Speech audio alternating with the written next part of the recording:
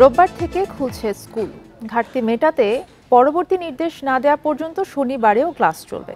নতুন শিক্ষাক্রমে শ্রেণীভিত্তিক মূল্যায়নের ক্ষতি এবং সব জেলায় একই তাপমাত্রা না থাকার বিষয়ে আমলে নিয়েই স্কুল খোলার এই সিদ্ধান্ত। বিকাশে কম খরচে ক্যাশ আউটের লিমিট বেড়ে 50,000, প্রিয় এজেন্টও 2টা। তীব্র দাবদাহে শিক্ষা প্রতিষ্ঠান বন্ধ। ঈদের ছুটি শেষে আর খোলা সম্ভব হয়নি স্কুল কলেজ। এই অবস্থায় রোববার থেকে স্কুল খোলার সিদ্ধান্ত নিয়েছে শিক্ষা মন্ত্রণালয়। মন্ত্রণালয়ের সিদ্ধান্ত অনুযায়ী অ্যাসেম্বলি বন্ধ থাকবে।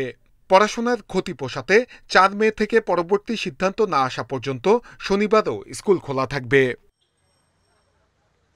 মাধ্যমিক ও উচ্চশিক্ষা অধিদপ্তর বলছে, নতুন শিক্ষাক্রমে শিক্ষার্থীদের শ্রেণীভিত্তিক মূল্যায়ন করা হচ্ছে।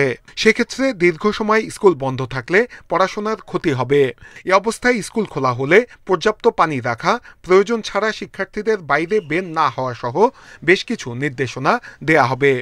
আমরা কিছু গাইডলাইন তৈরি করছি যে তীব্র যখন তাপদাহ চলছে সেক্ষেত্রে আমাদের শিক্ষার্থীদের ম্যানেজ করা, তাদের যে হেলথ যে ঝুঁকিটা রয়েছে, স্বাস্থ্য ঝুঁকি যেটা রয়েছে, সেটি কিভাবে মোকাবেলা করা যাবে। অভিভাবকরা বলছেন, মাউসির নির্দেশনা ঠিকভাবে মানলে স্কুল খোলা থাকলেও সমস্যা হবে না। যতটুকু সম্ভব হয় যে স্কুলের অতটুকু পর্যাপ্ত পরিমাণে ব্যবস্থা করা উচিত আমি মনে করি। শিক্ষা গবেষকরা বলছেন, তাপমাত্রা আরও বাড়তে পারে, অন্য কোনো প্রাকৃতিক দুর্যোগও হতে পারে। সেক্ষেত্রে স্কুল বন্ধ কোনো সমাধান না। কিভাবে শিক্ষা কার্যক্রম চালানো যায় সে বিষয়ে মন্ত্রণালয়ের সুনির্দিষ্ট পরিকল্পনা থাকতে হবে। শিক্ষা কার্যক্রম এতদিনের জন্য বাধাগ্রস্ত হয়, তাহলে ওই সমস্ত প্রতিষ্ঠানে আমার প্ল্যান বিটাকে ইমপ্লিমেন্ট করতে হবে।